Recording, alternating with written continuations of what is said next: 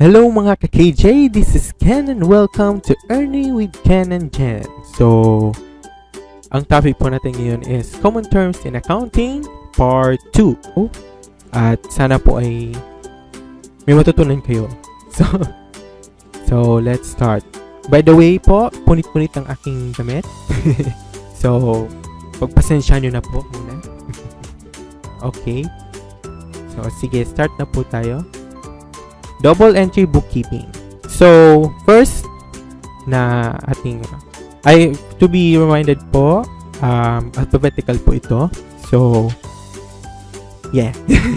So, sige po. Double entry bookkeeping. Ito ay ang mga konsepto kung saan ang isinasaad na ang bawat debit ay may kaakibat na credit. Expenses, ito yung mga pinagkakagastusan ng kumpanya. Ito ay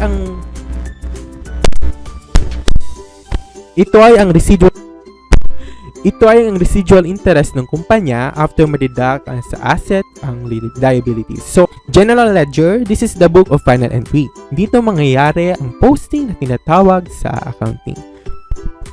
Income statement, nandito ang mga income and expenses ng kumpanya.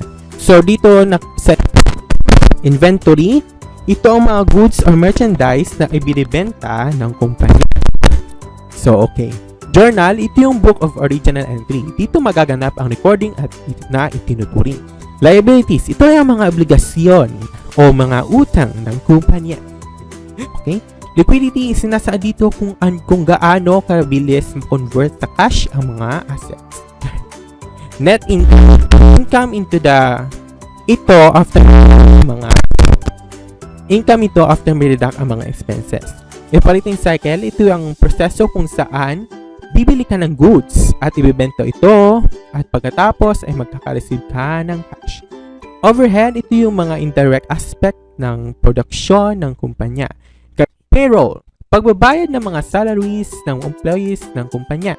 Profit and loss, ito yung P&L kumbaga. Profit kung mas mataas ang income kaysa expenses at loss naman kung hindi. Receipts, amount ng cash na na-receive. Pwede rin ito yung written document. Okay. Sige. Return of investment. Ang return ng investment ng kumpanya sa walang patong o talagang sakto halaga lang. So, kung return on investment naman, kung may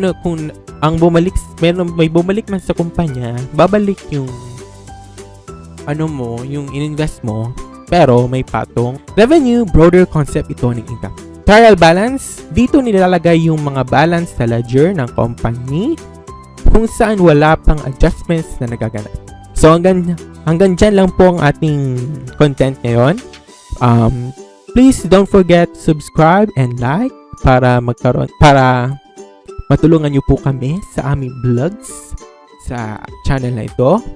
At sana may natutunan po kayo kahit konti, kahit pautal-utal ako.